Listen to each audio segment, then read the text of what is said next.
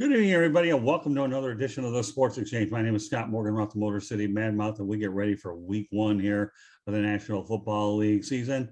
Just to give you guys an overview tonight, we will be talking about quarterbacks in new places as well as some other pertinent news as well. With that said, I want to welcome back Mel Farr JR to the show. Glad to have you back, Mel. Thank you. Good to be back. Well, we love having you. Steve Balestrieri, welcome back. Thanks for the invite, and thanks for having me. And of course, the rookie, Joe Packhem in Packers territory. Boy, what a nice Packhem Packers twist to that out in Wisconsin Cheesehead territory. Well, Joe, welcome to the big show. Thanks for the opportunity. I'm happy to be here. All right. Well, with that said, okay, folks, hope you stay with us the entire broadcast. You're going to get something out of it.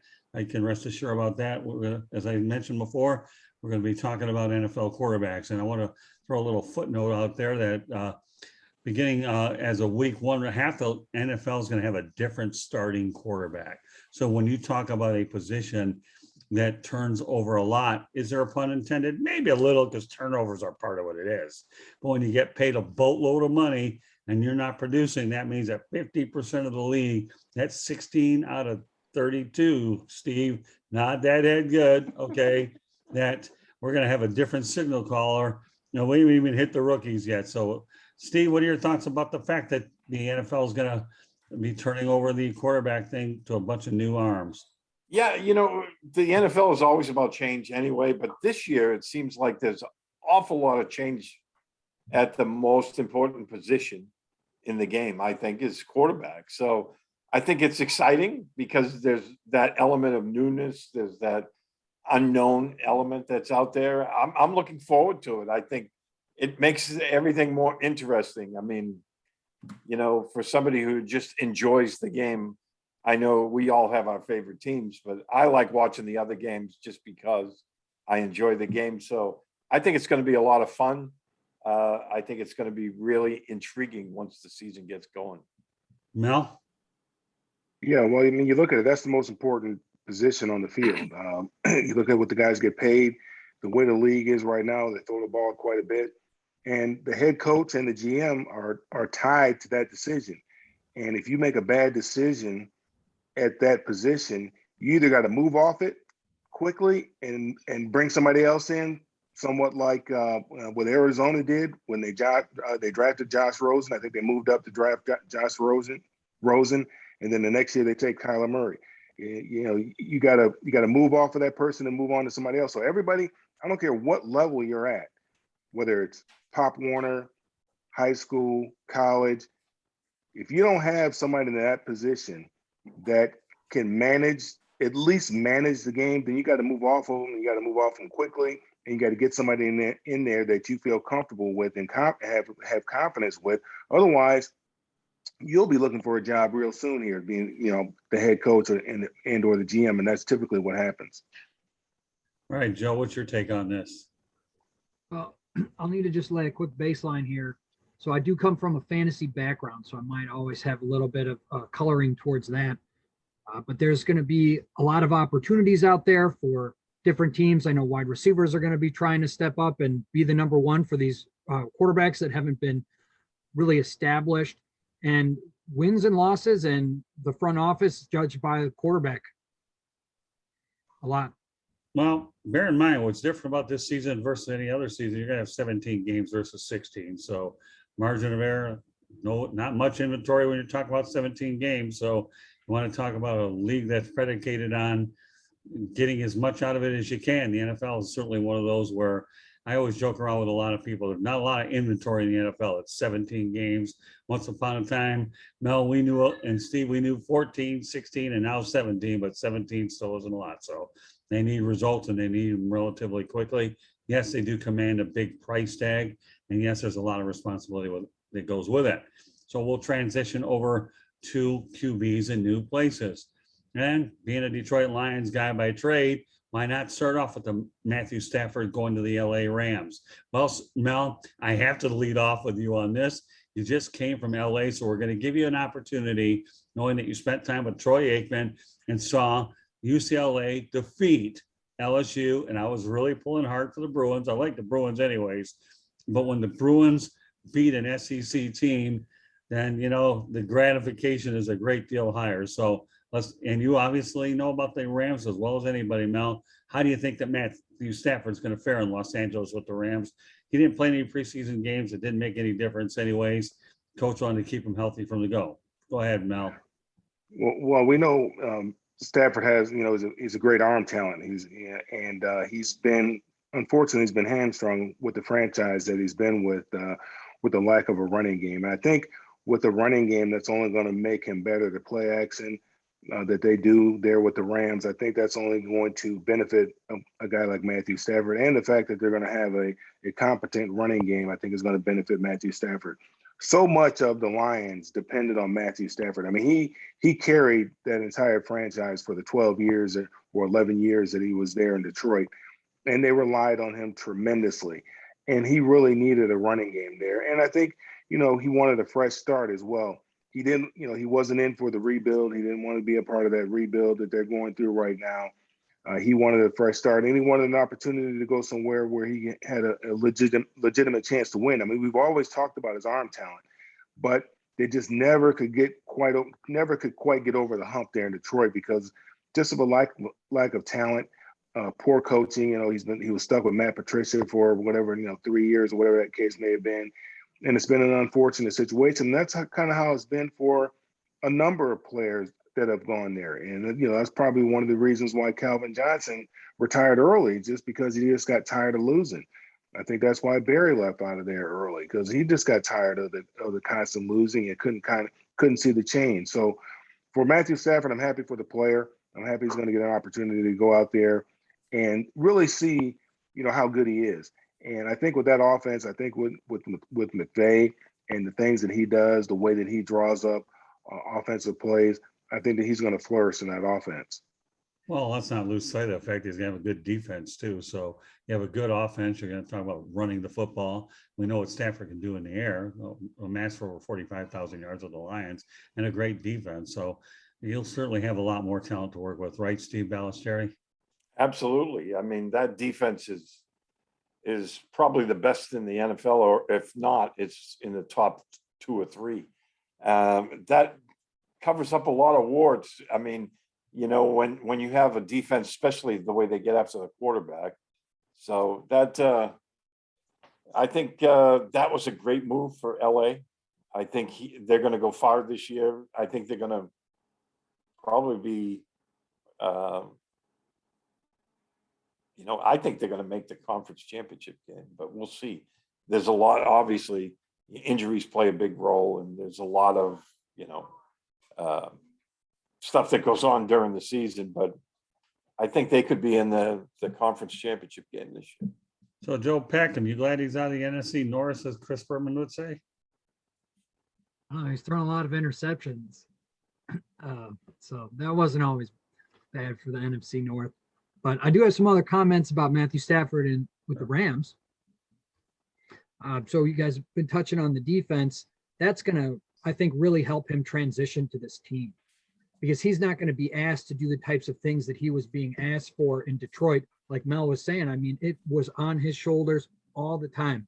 They were down by 2 touchdowns late. He could bring them back, but he's running for his life, trying to make something happen. He's got that great sidearm and all those things.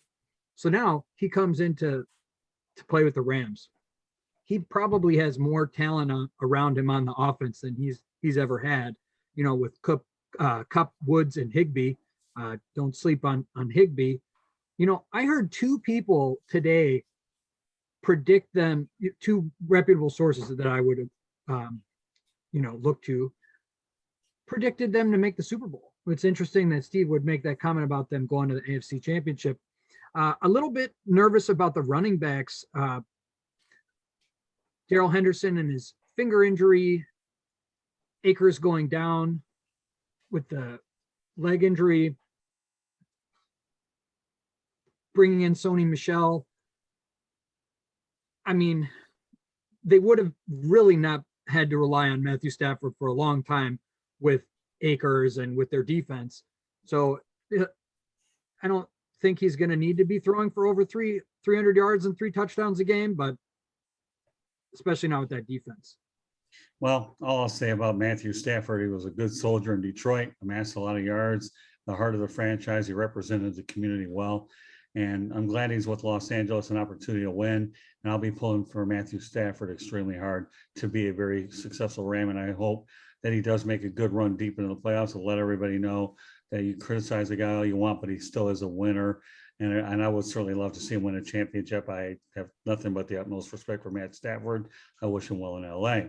On the flip side of the coin, the guy he got traded for, by the way, let's not forget the Lions did get a few draft choices out of it as well. So, so when you talk about, the Lions return, it was pretty good. They get Jared Goff, and Jared Goff obviously, took the Rams to a Super Bowl.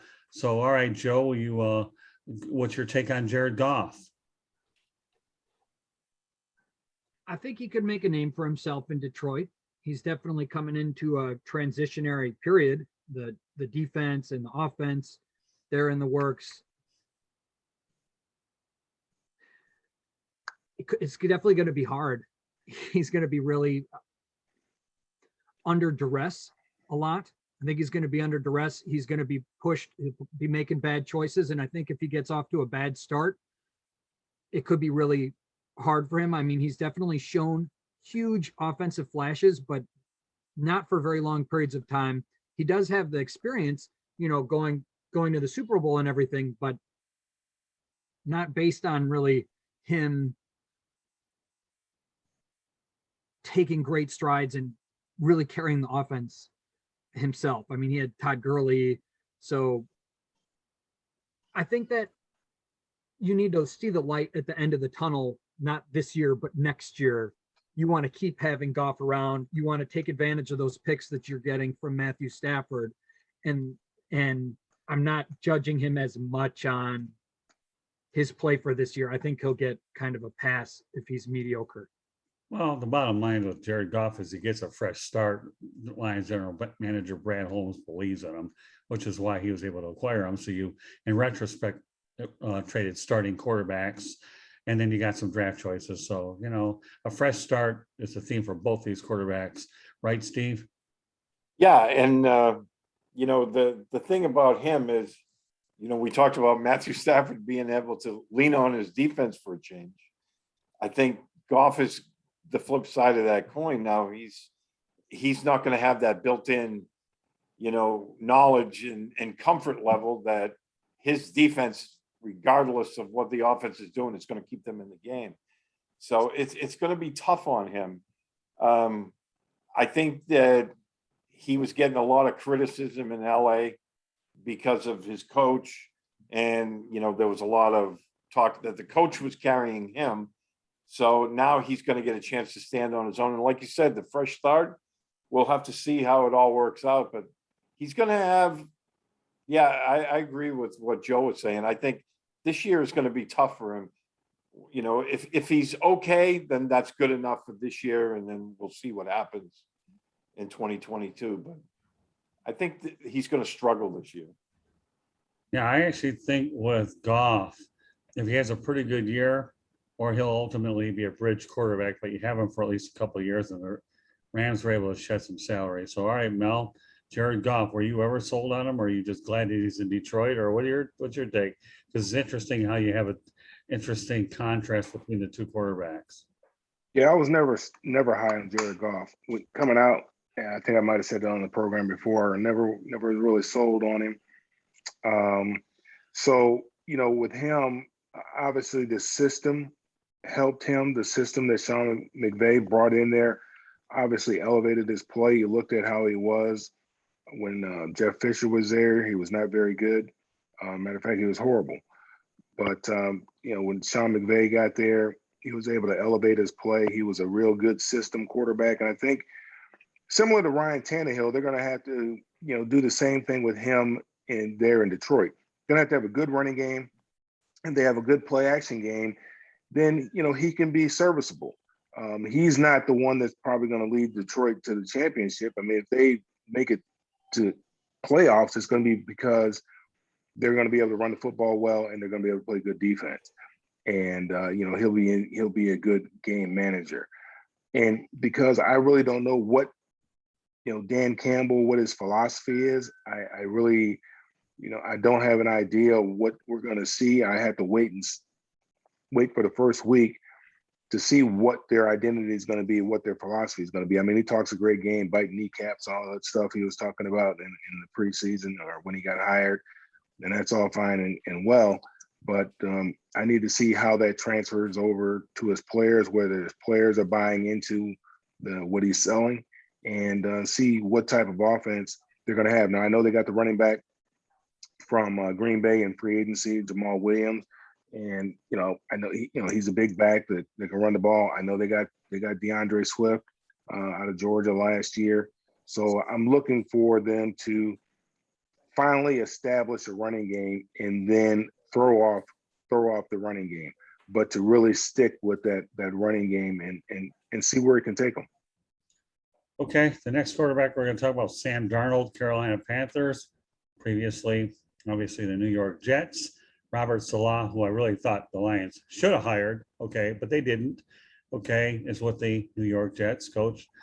And now Sam Darnold is a member of the Carolina Panthers. So to tell you that I hated to see Sam Darnold leave New York because he had poor coaching would be mildly stating the obvious.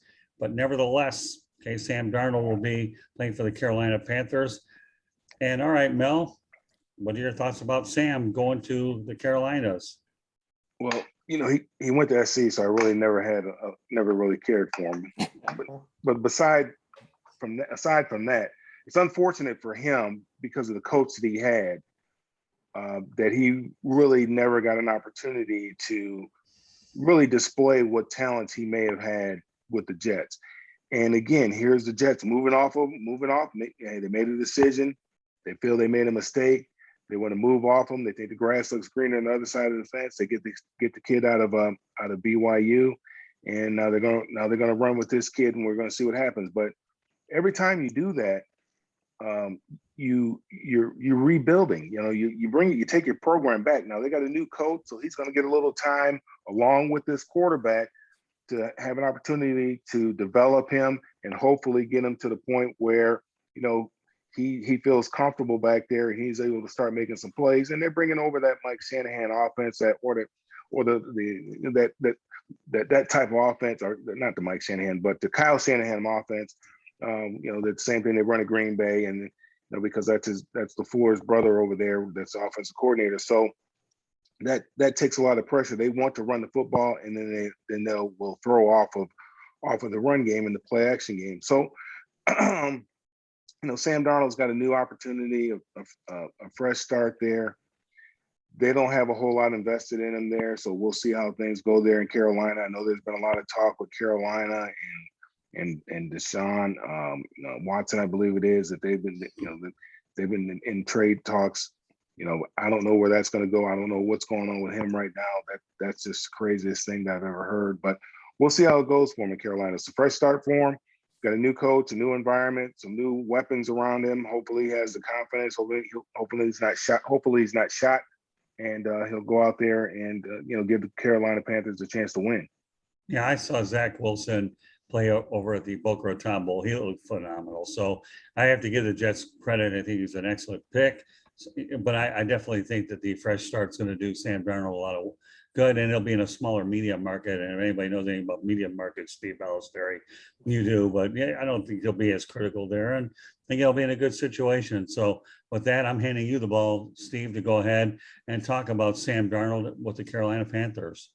Yeah, when he came out, I was pretty high on Sam Darnold. I thought the Jets made a good move, but they never put him in a position to succeed. I mean, they surrounded him with substandard talent. He had terrible coaching. And, this is coming from a person that doesn't really like the Jets. I'm a Patriots fan. So, but, at the same time, I hate seeing a young quarterback get ruined. I think it was a really good move for both sides there for them to let Darnold go get a fresh start in Carolina. They're obviously bringing in a new coach who I really like. I think he's a really good coach. Right. And, they're going in a different direction. But, in the long run, I think Darnold is going to do well in Carolina. I do. They have a good running game with McCaffrey, and they're going to put him in a position to succeed, which they never did in New York. They, you look at some of the teams they surrounded him with, it just wasn't fair. All right, Joe, go ahead. Sam Darnold has father time on his side. He's very, very young, even though he's been in the league for a number of years. His team's in a rebuild, but ultimately, I think it comes down to if he gets a really good feel with Christian McCaffrey and using him as a safety valve and making sure when he gets in those situations, when he's looked through his first couple reads, dump it off. I mean, he could really do well statistically, get a good feel of it. If he's dumps off something to McCaffrey, he breaks a tackle, all of a sudden he gets 10 yards or even more, that could help him really get into a good rhythm and start feeling comfortable with this new team that isn't particularly strong on the defense or the offense. Okay. All right, on to Ryan Fitzpatrick. He's had more zip codes than you can ever imagine, and his latest one has been Washington. All right, Joe, we'll let you go ahead and take the ball on this one, talking about Ryan Fitzpatrick. He sometimes his fantasy numbers do tend to look pretty good, depending on how streaky the guy is. So, what we're going to do? We're going to do something a little different here. We're going to give our buddy Joe an opportunity to talk about fantasy football on Ryan Fitzpatrick because, he's one of those kind of guys where sometimes if you have him and you put him in, he makes you look good. We don't do a lot of fantasy stuff, but if there's ever an appropriate time to incorporate fantasy, we're going to let Joe take it away with Ryan Fitzpatrick. Go ahead, Joe. Ryan Fitzpatrick, from a fantasy standpoint, is a stream hero. Every once in a while, he gets put in because he pushes the ball down the field with such reckless abandon. Sometimes it works out great, but it's like the third time's you get in twice, you got to get out because you keep riding him and all of a sudden he'll throw like 4 interceptions in a week. And then after that, they're going to put in a rookie or something. He doesn't really have a lot of people pushing him on the backside. I think it's just Taylor Heineke, but I do really like Ron Rivera. I liked him a lot when he was in Carolina and even, going back to Chicago. I think that the Riviera system will not be forcing him to push it down the field like he always wants to do because he's always linebackers, holding down the defense, running the ball. Go back to Walter Payton. That's what they did then. And he was on that team as a linebacker. So that's kind of how he grew up and that's what he does now. But if it was up to Ryan Fitzpatrick, I mean, he's going to want to throw a lot. He picked up Curtis Samuel, who's going to be good for him in the slot and in the short game.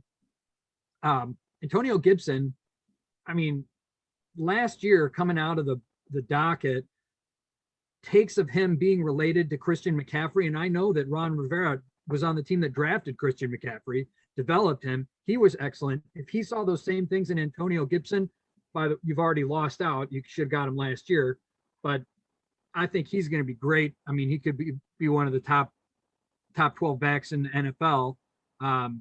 You got McKissick, who's going to be opening up for you on all sorts of different types of short passes, third down, specialty. I mean, from a fantasy standpoint, you hope that Antonio Gibson gets those third down snaps.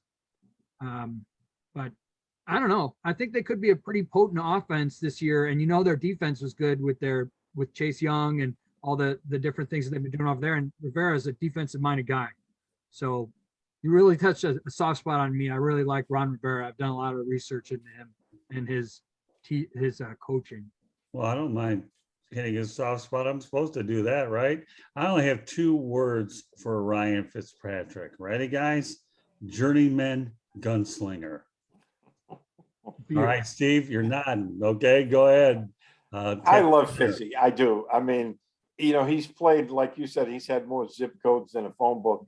But what I like about him is he has a short memory. He doesn't dwell on mistakes. He'll go right back to the mistake he made and try to force it in there again. And he's been, he's always been very popular with his teammates. When he was in Miami last year, I remember reading that the players would rush to the meeting rooms to get to sit beside him. And that tells you a lot about, his character. Is he the greatest quarterback? No, he's not. But I think, if you're looking for a bridge guy for a year or two, I've always liked him because, like I said, he's a smart guy. He can talk. Somebody was just saying, I think it was in The Athletic about a month or so ago, he can talk quantum physics with somebody, and he can talk to guys who grew up in, the bad part of town.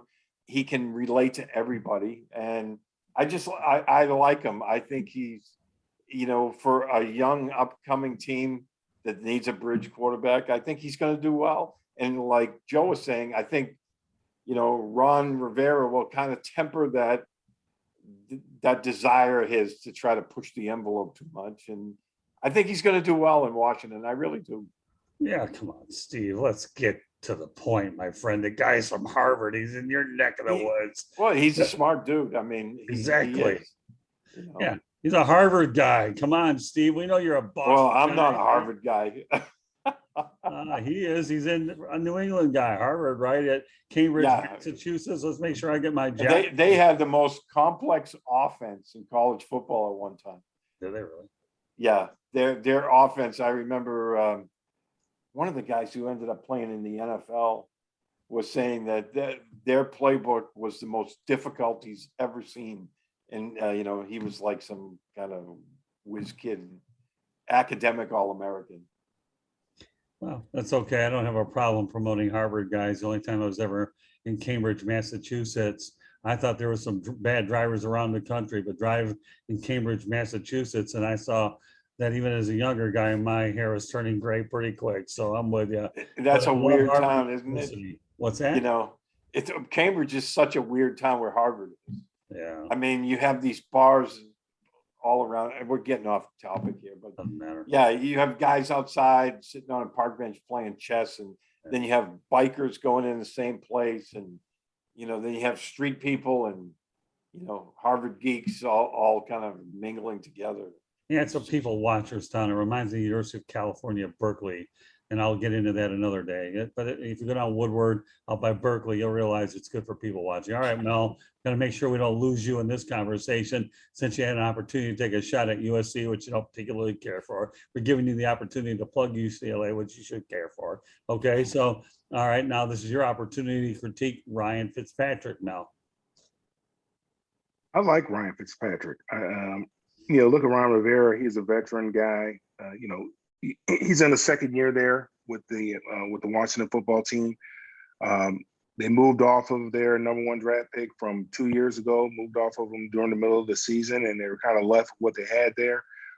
Needed to bring a guy in there to kind of bridge the gap. And I'd much rather have a guy like Ryan Fitzpatrick than Teddy Bridgewater, a guy who won't push the ball down the field. It's always going to throw the ball to the check down, who will never throw a 50-50 ball, who will never try to, fit a ball into a tight window. I'd much rather have somebody who's a little bit more aggressive than somebody who's extremely passive like Teddy Bridgewater. I just don't think that makes it very difficult for your team to move the ball down the field with a quarterback like that that's always throwing the ball east and west versus north and south. So I like him.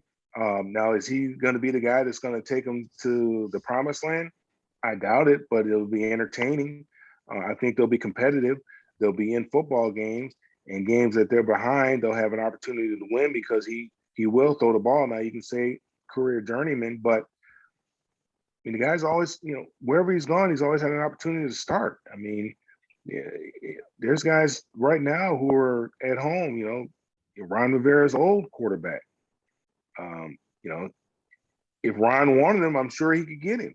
I'm sure it wouldn't be a problem. But obviously, Ryan could have got him 2 years ago, last year rather, when he was a free agent and opted not to reunite himself with Cam Newton. He was already married to Cam for a little while, and evidently that marriage didn't really work for Ron because he lost his job. Now I know Cam was hurt that year, but still, Cam was his face of the franchise, and Ron Rivera was tied at the hip with Cam, and that deal didn't work out, unfortunately. Now, but I like him. You know, we'll see what he's going to do. Again, is he the guy that's going to get you to the promised land? I don't know. Is he the stopgap guy? Well, right now, if you look at what's coming out in college football right now, I don't know if you're looking for a quarterback coming up in the 2022 draft. I don't know who you're looking at this point in time, because the guys that are supposed to be the top quarterbacks didn't fare very well in their first week. Now, obviously, there's a long season and things can change, and there could be somebody that comes out of nowhere. And you know, depending on where Washington, how they fare this year, they are in a weak division, the NFC least. So they do have an opportunity to win this division, because you got you know, Dak, who's a little banged up in Dallas. You got Jalen Hurts, which, you know, we know, you know, the type of quarterback that he is. And then, you know, you got the Giants, who are, you know, they got a young quarterback as well. So it's anybody's ball game in the NFC East rather. So, you know, they might have an opportunity to get to the playoffs with a veteran quarterback like a Ryan Fitzpatrick. You know, Mel, I got to tell you this right now, my friend. You're becoming pretty good at this broadcasting thing, because you gave me more segues than anybody can ever imagine. So let's start with some of the stuff you talked about. Number one, you're right. Okay. He's playing in the NFC least East. Okay. So that division is there for the taking. You don't know what you have in Philadelphia, which we're not going to get into right now. We'll leave that for another one. The Giants, Daniel Jones is really a make or break year for him. We don't know about whether Dak Prescott's fully recovered, and for whatever it's worth, his backup is Will Greer. Okay. So, you know, you're right. I mean, Ryan Fitzpatrick, that division is for the taking. Since Mel Farr JR is becoming really good at this broadcasting thing, okay, why don't we transition over to Teddy Bridgewater, who is with the Denver Broncos. And he talks about, you were talking about Cam Newton. So, all right, Mel, what are your thoughts about Teddy Bridgewater landing with Vic Fangio with their Denver Broncos? It didn't surprise me that Teddy Bridgewater got the job.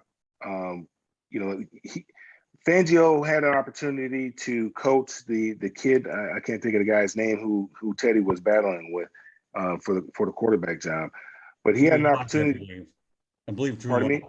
Drew Lock. Yeah, Drew Lock. So I mean, I kind of like Drew Lock when he came out. I kind of liked him a little bit, but you know, he had an opportunity to look at Drew Lock last year. Right. He knows Teddy Bridgewater. He knows that Teddy Bridgewater is capable of doing. He knows that Teddy Bridgewater is going to be consistent. He's not going to turn the ball over. He's going to be a great distributor of the football. That's and Vic Fangio, obviously, you know, I think he's probably, his seat's a little warm this year. They got to do something in Denver. They haven't done anything in a long time. And again, they have not been able to find a quarterback since Peyton Manning left. They've been trying to find somebody. You know, they had Brock Osweiler in there for a minute. I mean, they had a bunch of different guys in there, and they have not found a guy. And that's the reason why they've been struggling. So I'm not real high on Vic Fangio as a coach either, but that's beside the point. But Vic Fangio, you know, he's gonna choose the veteran, the proven veteran, the guy, you know, who at Minnesota, you know, he was a franchise quarterback there at Minnesota until he tore his knee up in preseason and, you know, almost lost his leg there. And so it doesn't surprise me that Teddy won the job. I don't look for great things out of Denver, to be honest with you. They play in a very difficult division with San Diego, obviously with Kansas City as well. You know, the Raiders, the Raiders are going to be the Raiders. We don't know what they're going to do. They're probably going to be 9-8, 8-9. That's probably where they're going to be. But I don't see Denver doing much with Teddy Bridgewater. That's just me. I'm not a real Teddy Bridgewater fan, but I know that Vic Fangio went with the safe decision as opposed to going with Drew Lock. Yeah, you know, what's interesting is you were talking about Cam Newton, Mel. You never know. I've seen crazier things happen. I wouldn't be surprised if Cam Newton could conceivably land in Denver, depending on the injury situation. Again, it's out there. Drew Lock's there, but you know what? All it takes is one injury in the situation. So you know what, Steve, you obviously know more about these things a lot. Why don't you go ahead and talk about Teddy Bridgewater and the dynamics at quarterback there? And would there be a Cam Newton sighting out in the Rocky Mountain area? I don't think they'll go after Cam, but you know, crazier things have happened, especially after week one when salaries aren't guaranteed. You know, Cam he ended up with I think $3.5 million from the Patriots that was guaranteed, you know, his salary for this year. But getting back to Teddy, I'm with Mel on this. I've never been a big Teddy Bridgewater fan. I just I think that Denver will be in a lot of football games because of their defense. But when it comes down to it, as Mel was saying earlier, for a guy that doesn't like to push the ball down the field, he's going to be forced to do that because of the division they play in. They're going to be in a lot of close games. They may be behind, and that's something that he is not very good at. That's why he doesn't like to do it. I've never been a big Teddy Bridgewater fan. I thought they were going to make a move elsewhere for another quarterback. So I was kind of surprised when they went in that direction, but we'll see how it plays out because, again, he's getting a fresh start. He's got a good defense behind him, and they'll be in most of their games. I will say this about Bridgewater. Health hasn't done him any favors either when he suffered that serious injury. So, Joe, why don't you take it from there about Teddy Bridgewater? And now that you gave me a good idea, Mel, that we're going to add to this show broadcast after Joe takes over from here. Mel, I thought that was an excellent point about Fangio going with the veteran because he's in a warm seat. And I know that they had just drafted Drew Lock, so I was thinking that maybe they might want to stick with him because they had put that capital into him. But how much Fangio has to do with that decision-making process, that was pretty interesting. I'm not optimistic for his production as a quarterback this year. Corlyn Sutton is still having trouble coming off of his knee injury. Noah Fant had a season-ending injury, and Jerry Jeudy had a lot of drops, albeit a lot of passes that he were kind of pretty far away from him. I think that he's kind of going to be floundering. He's going to be in a situation where he's trying to do a lot of things, and he's not going to have a lot of places to look. And even though he doesn't make a lot of poor throws like that cause interceptions, but he might get sacked a lot because he's just really not finding anywhere to go. And so Fangio, I mean, he's a former defensive coordinator, so he was brought in to work on their defense. Von Miller was out all last year, so that wasn't good. Bradley Chubb was out too. So I don't have good feelings about Denver this year. I think that it is possible you could see Lock play for 5 games. Okay, well, Bridgewater's only the starter for week 1. Well, all right. Now that we're talking about coaches and general managers on the hot seat, and because of listening to you guys, I have no choice but to bring Andy Dalton into the equation, knowing that you have Justin Fields waiting in the ring. So waiting in the wings. All right. So Steve, you're nodding your head. Give us the dynamics about Andy Dalton starting with the Bears. Is he the right choice, or do you think they should throw in the rookie anyways? I think the rookie will be in before the season's out. I think they're just giving him time. I've never been a big Andy Dalton fan either. When he was with Cincinnati, a lot of people say, well, Cincinnati, this or whatever. Their GM always put together a lot of talented teams. They just couldn't put it together. I think a lot of that was on coaching, but I thought Andy Dalton will only take him to a certain level. And I think Chicago is going to be exactly the same. I'll be surprised if by Thanksgiving he's still starting quarterback. I think, after about 5 or 6 weeks, we'll probably see the rookie in there. I've never been a big Andy Dalton fan. And I'm not a big fan of the coaching staff in Chicago either. I just don't understand a lot of their decisions that they make. I watch them play. You obviously watch them closer because, you're involved in the division there, but I don't get that coaching staff whatsoever. Yeah, I could actually see Justin Fields starting against the Detroit Lions, make it a smooth landing spot. But Joe, let's face the reality. Andy Dalton is like a bridge quarterback. I know we've been talking about bridge quarterbacks throughout the show, and we're certainly going to continue to do that, at least in this instance. So, Andy Dalton now or Justin Fields, Joe?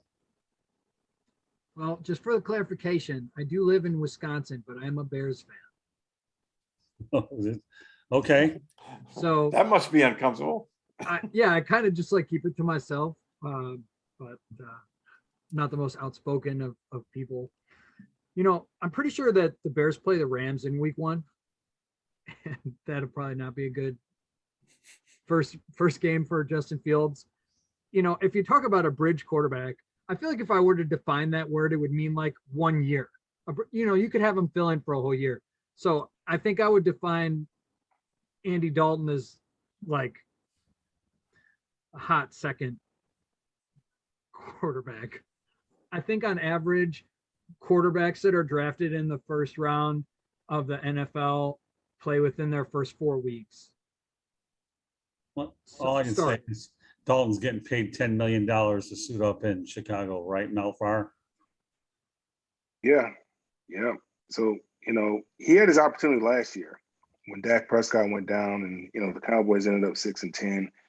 I liked Andy Dalton, the Red Rifle. I liked him coming out. I thought he did some good things in Cincinnati. Cincinnati is a tough place to win. You got the Steelers, who are always going to be good, and you got the Ravens, who are going to hit you in the mouth. And so, you got Cleveland, but the Baltimore and the Steelers are going to be games that you need to have your 10 strap tight. So they play in a tough division. So, I thought he did some good things at Cincinnati. I'm not looking, I don't think he's going to be the quarterback for the entire year this year. You think back, a long time ago, you used to draft a quarterback and you used to put him on, let him sit down for a little while, give him a chance to learn, holding the clipboard, watch a little bit. Now, nobody gets that opportunity anymore. Everything is, trial by fire now. You got to get in there and because there's so much money involved now. Mm-hmm. Not just with the player, the coach, and the general manager. These guys are all getting paid. They're all joined at the hip. And if I were the Chicago Bears staff, now I know they made some promises to Andy Dalton, but maybe they didn't realize that Justin Fields was going to fall into their lap at that point in the draft, that they're going to have an opportunity to draft a kid like Justin Fields. And then you got to do what's best for not just the franchise, but what's best for yourself, to give yourself the best chance to keep your job. And in my opinion, the best thing that they could do, now I don't want to see Justin Fields get out there and, same thing happened to him that happened to what was it, David Carr, and he's just getting pummeled out there. So yeah, maybe against the Rams, give them an opportunity to sit back and watch. I don't know how good their offensive line is. Let Andy Dalton, he's been out there before. He's seen a whole lot. Maybe let him deal with the Rams, but bring him out gradually. Maybe by week 4, then you're ready. And hopefully, you won a game or two. If you're the coaching staff, you won a game or two while allowing this kid to really get ready and get up to speed, and then let him take off and run with it for the remainder of the season, because he's going to give you the best opportunity to win versus Andy Dalton. Yeah, Mel, you make a lot of good points there. If you're a coach and a general manager on a hot seat, you definitely don't want to be stretching out any longer if you're looking to save your job. So I agree with you. There has to be a certain time when to bring a quarterback in, albeit nowadays they aren't paid as much as they used to be until they instituted the rookie salary cap. So therefore, these guys are playing for their second contract, so to speak. So there's a lot of different foods for thought here, how to go. And I don't think there's any really right answer. It depends on the situation. And of course, injuries always come into play as well. So it's just something that we talked about, bridge quarterbacks and coaches. To me, a bridge quarterback is a guy that's played 1 year, that is a 1-year thing, not somebody that can be replaced in the middle of the year. That's what I've always interpreted. But with that said, it was interesting to bring that one up. Our final QB of the night is Carson Wentz, reunited with Frank Reich. And, he's had COVID issues and he's had injury problems in Indianapolis, which is probably the major reason he got a ticket out of Philadelphia. But the only thing that's different is a coach and Frank Reich that believes him, and he has an owner who's extremely patient with Jim Irsay that will do everything that he can. So, Joe, go ahead. You're in the Midwest right now. What's the conversation like with Carson Wentz being in Indianapolis?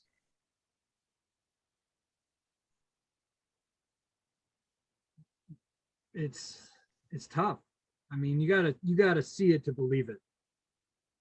A lot of people thought he was going to be injured for the first couple weeks. So he wasn't getting a lot of preseason snaps. He's changed teams. He's missed practices. He's probably injured, partially injured, but he'll be starting anyway. You know, they had a really solid offensive line last year and the years previous that you'd really look to help him out. He'll have help in the run game. I just really need to see it. I'm out right now. I don't think he's going to be performing at a high level unless he is totally healthy and he's been getting the kind of reps that I would have hoped for him to be getting when he changed teams. Well, durability issues have always been his Achilles heel, which is why I think that Jalen Hurts was drafted in the first place in the event that, you know, Wentz couldn't last an entire year. So, you know, he's worried about not being the starting quarterback. Well, prove to me, Carson, you can last 16 games and give me another reason to think otherwise. Just like in some case with Aaron Rodgers, you had to bring in Jordan Love just in case Aaron got hurt. Now, we're not talking about that tonight. I'm just making the comparison about durability issues, making it through an entire season. And then this year you got 17 games versus 16. So Carson Wentz, to me, needs to prove to me that he needs to make it through a full season healthy before you worry about who's looking over your shoulder. Yes, obviously Frank Reich being there, but I need to see him be able to suit up all 17 games before 16, right, Steve? Yes. And, you know, when he was with Philly, you know, you see these flashes where, you know, you could see the reason why they drafted him. But then again, a lot of it had to do with injuries. But, you know, I don't know. I was just never sold on him. And, you know, for all the talk where Philly went to the Super Bowl, it wasn't him who took him through the playoffs. I mean, I just think he's going to have some issues, you know, and a lot of it it'll be dealing with injuries. But if there is one caveat, you know, to that is he has Frank Reich back with him. Reich knows what he can do. He knows his strengths. He'll probably play to that and not ask him to do things where he's not particularly strong at. So, you know, I'm kind of leaning toward he's going to be all right once the dust settles, if he can get healthy. But that's always been the big question with him. Yeah, I'm not convinced if he can't make it in Indianapolis. I find it hard to believe he'd be able to make it anywhere. I mean, you leave from Philadelphia to Frank Reich, you know, it almost kind of reminds me a little bit once upon a time, but if Tim Tebow couldn't make it with Josh McDaniels, he didn't make it anywhere else. Those are the guys that believed him in the first place. But, you know, you talk about the fantasy aspect, Joe. Jonathan Taylor could be a force in the backfield as well. And that's a good thing for, obviously, Wentz. Right, Joe? Before we turn it over to our running back. My bold prediction is he could be the highest scoring PPR running back in the league, above Christian McCaffrey. Okay, Mel, I'm handing you the rock now, my friend. Let's talk about Carson Wentz out in Indianapolis. Yeah, it's kind of funny how 3 or 4 years ago they were talking about him as a possibly winning the MVP. Then he goes down, gets injured, and then Nick Foles comes in and they run the table and they win the Super Bowl. And then the next year they're just a little bit of a quarterback controversy, and you know how quickly he fell out of grace with Philadelphia. I mean, over this past offseason, there's a lot of talk about possibly trading him. They go ahead and trade him, and then also they get rid of the coach as well. So Philly has changed dramatically since they won that Super Bowl. I mean, a Super Bowl usually would give you, if you won a Super Bowl as a head coach, that would give you a few years. That would give you a little latitude to make a couple decisions and do this and do that. But he didn't get any. Peterson didn't get any of that. I mean, he got maybe 3 or 4 years, and he was out of there. Carson Wentz, I've never been extremely high on him. I've never seen what other people have seen in him, but I think he's going to a good situation in Indianapolis where they run the football. They have a pretty good defense over there, so they have an opportunity to do something. I mean, they are going to play, within their division. They have some tough opponents, but they have a chance. Houston's not that good this year. I don't know what they're doing down in Houston again, but Tennessee is going to be Tennessee, and who else they got in their division? Jacksonville. So they have a chance because of those two teams. They have a real opportunity to do something. It's just going to be between them and Tennessee as far as who's going to win that division. The best quality of any player is their availability, and that's been the problem that he's had. He has not been available, so we'll just have to see. He's always got something, a little nick here, a little nick there, that keeps him from being able to suit up for the entire season.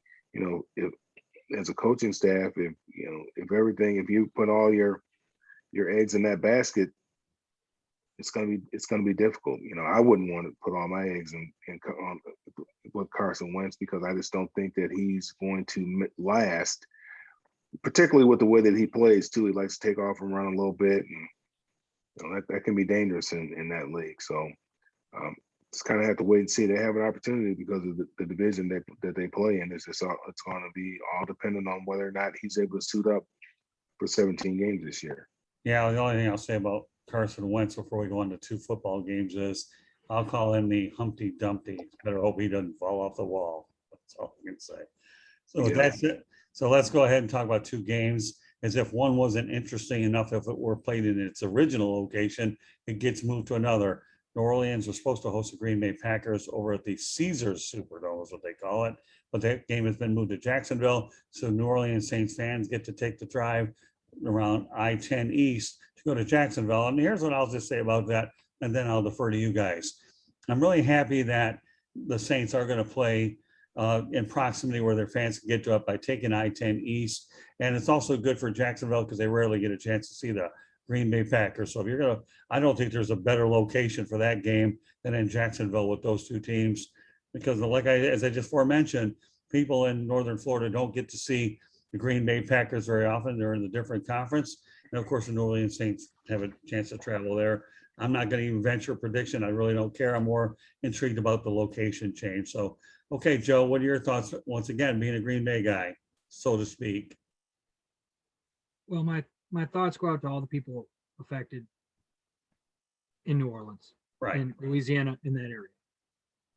So I think it's going to be really difficult for them as a community and as a football team. They're kind of getting some home field advantage, but they might not be playing in the Superdome until like week 8 or 9. Right. So they're going to be on the road a lot, even when they think that they're supposed to have a home game. And you can't talk about the Saints without talking about Taysom Hill and Jameis Winston. So I still am up in the air on that. There's a lot going on with the Packers. I mean, I could really talk about this for a much longer period of time. So I think that the Packers would win it. And I think that Aaron Rodgers comes back strong and everybody's like, oh my gosh, I really didn't think he was going to play so well. He's sat out, but I don't think it matters. I think he's pretty good. Yeah, I don't want to predict the game. I really don't care. I'm just glad that the game is being played in Jacksonville for the reasons I mentioned. All right, Mel, what do you think about Jacksonville being the host of this football game? I think that's only a logical decision. You don't want to play in Green Bay and give Green Bay an extra home game. Right. Some teams already this year are having less home games than others. Some teams are going to have 9 home games, while other teams have 8 home games. So you certainly don't want to give away any home game. Right. But I'm interested in seeing what I think the right decision. I think the only decision that Sean Payton had was to name Jameis as starting quarterback. Taysom Hill is kind of a Swiss Army knife, jack of all trades, master of none. And, Jameis has played a lot of big time football. Obviously he's turned the ball over, but he's not afraid to push it down the field. And I think a lot of that might have had to do with Bruce Arians too. He always said, no risk it, no biscuit. So Jameis he certainly would risk it. So I think with Sean Payton there, I think that's going to help rein him in a little bit. And I think he's probably learned a lot from watching Drew Brees. And I'm interested to see what the Saints are going to do now. They're kind of, as far as the wide receiver position, they're going to be hurting a little bit because their star wide receiver is not going to be playing for a little while. But I think it's nice for them to, like you said, just have to, it is a long drive, but it's shorter than going to Green Bay for the folks out of New Orleans. And it'll be, hopefully they'll be able to get there. I know a lot of stuff is going on in New Orleans. That may be the last thing on their mind right now is going out and watch a football game. But at least that region will get an opportunity, like you said, to see the Green Bay Packers, which is a team they probably don't get an opportunity to see that often. Yeah, I'll just say that I think Jameis Winston's going to have a good year. I really do, because he's under Sean Payton. And of course, Sean Payton has experience dealing with this hurricane thing, having dealt with Katrina. So I expect good things out of Jameis Winston. All right, Steve, what's your take on New Orleans, Green Bay, and Jacksonville? Yeah, I agree with you guys. I thought that Jacksonville was a good choice. Like you said, straight across I-10, a long drive, but it's, straight over there. The weird thing was that Katrina kind of pulled the Saints together back in 2006? I can't remember now. I think it was 6. But, that kind of pulled the Saints and the city together. I'm wondering if this thing, they're going through some change now with Drew Brees going, Jameis coming in. I like Jameis. I think he's going to do well there. I'm wondering if this will be like a catalyst to pull the city and the team together again. It's going to be interesting to see. I was glad they went with him rather than Hill. I think Hill's more of a gadget type guy. Mm-hmm. I don't see him as an every down quarterback. So I thought that was the right move. And like I said, I've liked Jameis. You look at some of the numbers he put up. Yeah, he did turn the ball over a lot, but he put up some big numbers with the Bucs. So I think I think they're going to be just fine. And I totally agree with moving the game to Jacksonville this week. And hopefully the people in New Orleans will be back home soon.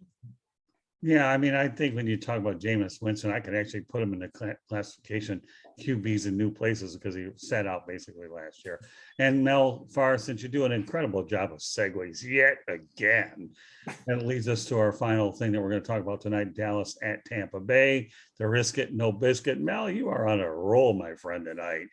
And look at the guy, he's even slimmed down a little. So let's talk, Mel, briefly about Dallas at Tampa Bay. You get first shot at it since we have our new format that we're not competing against a national game.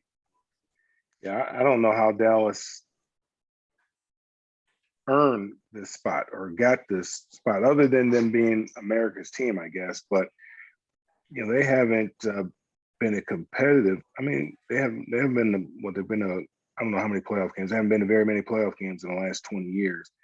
And for them to have, this is like the Super Bowl. There's no other games being played on this day. This is opening day of the NFL. Usually you'll have some type of storyline, rivalries or something like that. If it was like Green Bay and Chicago, you could understand, okay, that's the oldest rivalry in the NFL. Yeah, that's why they're playing.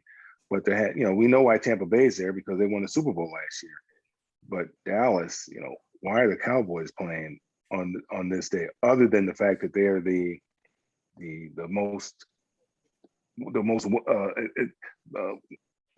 franchise that's worked the most in all of sports. There's no other reason why the Cowboys are playing on this game. So I don't anticipate the Cowboys. Dak Prescott hasn't taken a snap in over 300 days. He didn't play in the preseason. The speed of the game, it ramps up another notch or two in the regular season. We know that Tampa Bay is going to be, they brought everybody back. And we know how Tom Brady is. He's going to have everybody in the right frame of mind. This team hasn't done anything yet. This team has to go out there and earn everything.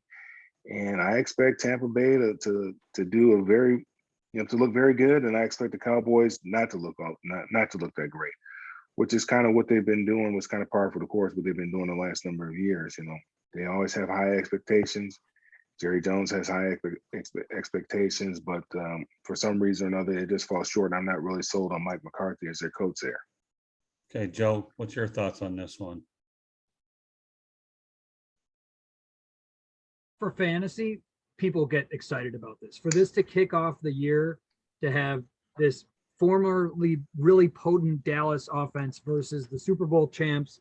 Both of them have, 3 top 10 or people that you could draft in the first couple rounds in fantasy. You got Godwin, Evans, Antonio Brown, Gronk. Then you have, Lamb and Amari Cooper. You could be scoring a bunch of points. This could be a really high scoring game if Dak comes back and he's still hitting the same level that he was before. So assuming that he comes back, he's doing well. They've souped up on offense. Their defense, picked up Micah Parsons. They're trying to work on it. I think that they're going to, the over under on that game is going to be high. Like each team scoring over 24 points, I would bet on that. And I think if it's a high scoring game, it's going to be really exciting. People are going to be happy to go into the fantasy year. And there's a lot of fantasy players, like 50 million people play fantasy every year. So it's a really big market. And a lot of people that follow their not home team are people that play fantasy. So there's no reason that I know about somebody who just got cut and added to their practice squad except for fantasy. So maybe that has to do something with the way that these games get put together. All right, Steve, you have the final thought on this, and then I'll just add something and then we'll wrap it up. Okay, yeah, real quick. I mean, I agree with what the guys were saying earlier. I mean, to me, Dak Prescott missed almost all of last year. I just thought they would have let him knock off a little bit of rust, in the preseason. I understand they're trying to protect him and he might not be 100% healthy yet, but you just want to get him a couple of reps because he's coming in against the Super Bowl champs on week 1.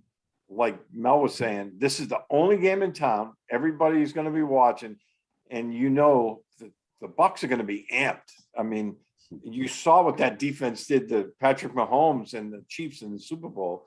They're going to be looking to do the same thing. And I just don't think, again, Dallas, I don't think they put their quarterback in a position to be successful. They have a lot of weapons on offense.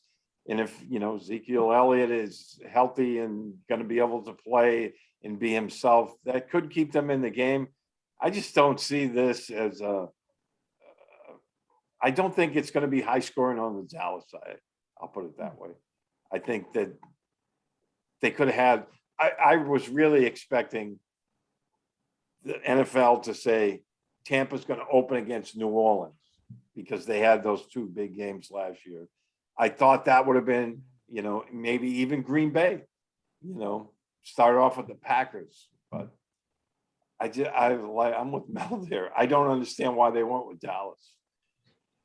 Yeah, the only thing I'll add to this whole thing is, number 1, we all saw what Tampa did to Kansas City. They blew them out.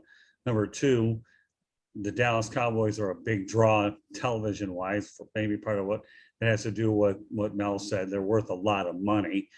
And, so yeah, I tell you right now, they're a big draw.